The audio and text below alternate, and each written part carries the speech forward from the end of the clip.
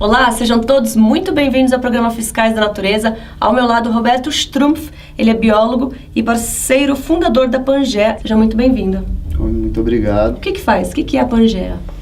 Pangea é uma empresa de consultoria ambiental que trabalha com estratégia em mudanças climáticas e serviços ecossistêmicos. Então, basicamente, a ideia da empresa é conseguir, através de uma abordagem de construção conjunta e evolução contínua, reduzir os impactos e vulnerabilidades das empresas, principalmente do setor privado, mas também de gestores públicos, também, com relação a essas duas grandes questões ambientais globais. Quem que procura mais a empresa de vocês? Olha, hoje a gente tem projetos, é interessante que a gente tem projetos tanto com grandes empresas, quanto com ONGs, quanto um projeto relacionado a uma confederação da indústria. O que consiste esse projeto desenvolvido para as empresas? Como são esses projetos? Então, a gente baseia a nossa atuação numa metodologia que foi apelidada da espiral cônica, que a gente inicia o processo com um diagnóstico, que é bastante conhecido hoje, que é a elaboração do inventário de gás de efeito estufa, também análise de vulnerabilidades da empresa com relação às questões climáticas. Em seguida, com base nesse diagnóstico, propõe-se um plano de ação. O terceiro passo seria a compensação dos impactos. E o quarto e último passo é a comunicação. Depois da parte de comunicação, volta-se de novo no diagnóstico, né? Para saber se a empresa ou o órgão, a organização que está trabalhando junto à Pangea Capital está realmente caminhando rumo à economia de baixo carbono e escassez de recursos ou não. O que seria a vulnerabilidade?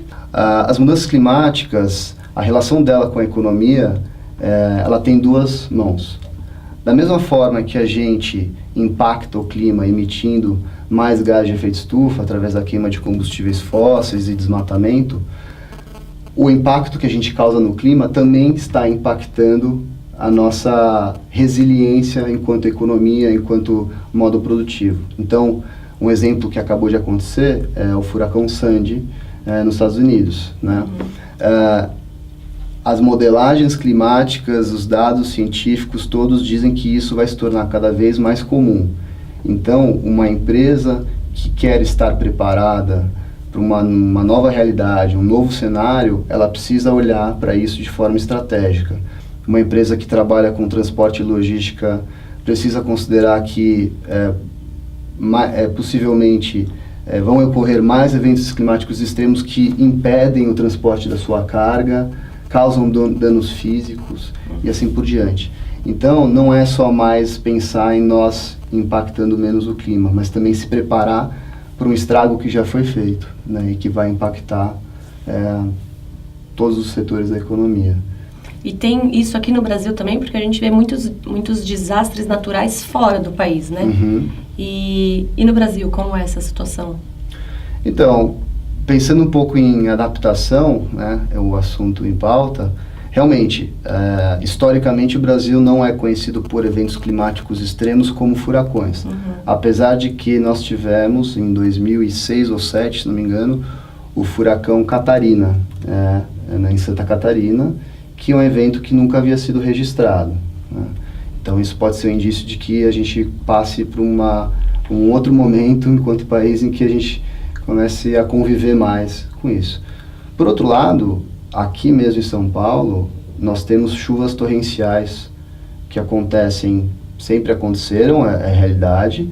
Não dá para garantir que isso tem uma relação com o clima, mas todas as modelagens climáticas que são realmente complexas, são feitas por poucos computadores e poucos especialistas no mundo, dizem que a tendência é a gente ter cada vez mais dias com chuvas torrenciais em São Paulo, por exemplo. A quantidade de chuva que cai em um ano vai continuar a mesma. O problema é que elas vão estar concentradas em poucos dias do ano. E aí quando cai, é o caos que a gente conhece. E existe solução ou prevenção para essas empresas que sofrem de alguma forma com essas mudanças? Existem algumas linhas de ação para adaptação às mudanças climáticas. Uma delas se baseia em tecnologia. Então, usando o exemplo de elevação do nível do mar. Então vamos construir grandes barreiras e com isso a gente está pronto.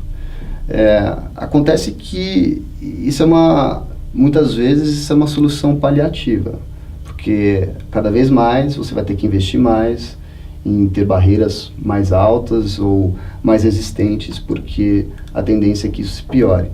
Uma outra linha que eu gosto mais, ela nem sempre é possível de ser implementada, mas eu acho mais interessante, é você restaurar os serviços ecossistêmicos que historicamente aumentavam a resiliência das sociedades ou da estrutura física do homem. Então, usando mais uma vez o caso da elevação do nível do mar, por exemplo, restaurar os mangues. Os mangues são barreiras naturais contra furacões, né, contra grandes ressacas.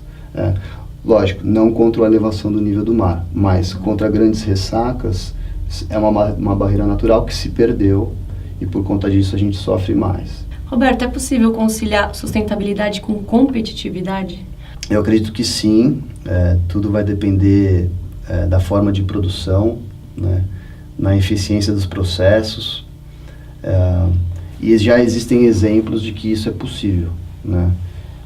No caso de empresas que conseguiram incorporar a sustentabilidade no seu DNA, na sua estratégia de negócio e com isso gerar mais valor. Gera valor para a sociedade, você acaba fidelizando ainda mais clientes, aumentando a reputação da sua marca, que gera mais receita, que é produzida não a qualquer custo, né, mas de uma forma responsável. Então a empresa que pensar em sustentabilidade sai ganhando, não sai? Sem dúvida. Eu acho que o grande driver que vai propiciar uma mudança realmente na economia do mundo é os limites da economia que advém dos limites do capital natural. E o que isso vai propiciar? Vai propiciar novas políticas públicas, então é o gestor público olhando para isso, vai impactar a opinião pública do consumidor final, que está totalmente conectado em rede, né? Basta ver o que acontece no Facebook. Hoje é muito fácil você divulgar uma informação de uma prática considerada não sustentável. Exemplos são muitos. Há pouco tempo atrás, por exemplo, teve escândalos de trabalho escravo em algumas marcas ou trabalho infantil, e isso hoje, o potencial de divulgação disso em curto prazo é enorme, e o dano que isso pode causar para uma empresa também, né? E por fim, também os acionistas que estão olhando para isso, como a gente já discutiu. Então, a empresa que está se posicionando à frente, né, ela está liderando o processo se preparando para futuros marcos regulatórios e já estabelecendo uma conexão maior com esse tipo de consumidor consciente e também investidor consciente. Então, eu vejo sim grandes benefícios em dar esse passo inicial. O que é o capital natural? Capital natural é a somatória de todos os serviços que a natureza provê para o homem, né? Esses serviços ou serviços ecossistêmicos que se chama, eles são divididos mais ou menos em 4 categorias. Serviços de provisionamento são os mais tangíveis, água, madeira, fibras, alimentos. Tem serviços de regulação e suporte, que é, por exemplo, a regulação do ciclo da água, do ciclo do carbono, do nitrogênio, a fertilidade do solo, a regulação do clima, assim por diante. E tem os serviços menos tangíveis de todos, que são os culturais e espirituais. São aqueles muito difícil realmente de você valorar, muito mais difícil de se monetarizar, mas que eles existem, né? Todos nós, sempre que podemos tirar férias, principalmente moradores de grandes metrópoles como São Paulo, acho que a maioria gosta também de ir para um lugar mais tranquilo, ver o verde, praia, campo. Natureza, né? Natureza, e isso traz um bem psicológico que acho difícil que alguém consiga colocar valor nele, mas ele existe. Então, a somatória de todos esses serviços é o que a gente chama do capital natural, né? Que está aí para sustentar toda a economia, e prover bem-estar para o homem, né? Então, sem o capital natural, não seria possível você ter uma economia complexa como a gente tem hoje. Ela é a base de tudo que a gente tem. O desmatamento na Amazônia. Por que ele acontece? Por causa da lógica econômica atual. Hoje, a floresta desmatada vale mais dinheiro do que a floresta em pé. Por quê? Porque existe um custo de oportunidade do cidadão primeiro criar gado e depois plantar soja para vender. Então é muito difícil você valorar realmente uma mata que não é conhecida, 100% conhecida. Sem dúvida nenhuma. E o que eu estou falando aqui não é para a gente, então vamos parar de criar gado e plantar soja e viver de fotossíntese, como os vegetais. Não é isso. A questão é que se a floresta em pé valer bastante dinheiro, vai valer muito mais a pena tanto o governo, o poder público investir, dar recursos, quanto o próprio agricultor também com esse financiamento, com esse recurso, aumentar a produtividade da área que ele já tem do que adentrar numa mata virgem. O que é possível para o tamanho do nosso país, né? Sim, totalmente possível. Talvez uma das iniciativas que pode ser mais benéfica em termos de redução de desmatamento da Amazônia, mas também de redução de emissões do país, é restaurar pastos degradados. Então, o que é economia verde? Nossa, deve ter várias definições e eu me atrever a fazer uma aqui, eu tenho medo de errar. Mas, basicamente... Mas é o seu ponto de vista, não tem certo e errado, eu acho. Acho que tem pontos de vista. Claro. A economia verde é uma economia que valore corretamente todos os capitais. Todos. São 5 capitais. Tem o financeiro, que é o mais conhecido de todos, mas tem o humano, o social, o manufaturado e o natural.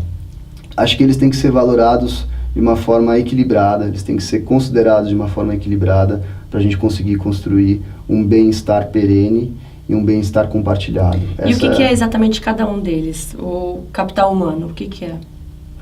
O capital humano é a capacidade de cada indivíduo de gerar valor através do seu conhecimento, através das suas capacidades. Capital social é a união de todas essas capacidades individuais e a possibilidade de se gerar valor que um indivíduo sozinho não conseguiria nunca. Capital manufaturado é toda a tecnologia gerada e o valor que ela pode, e o bem-estar que ela pode proporcionar.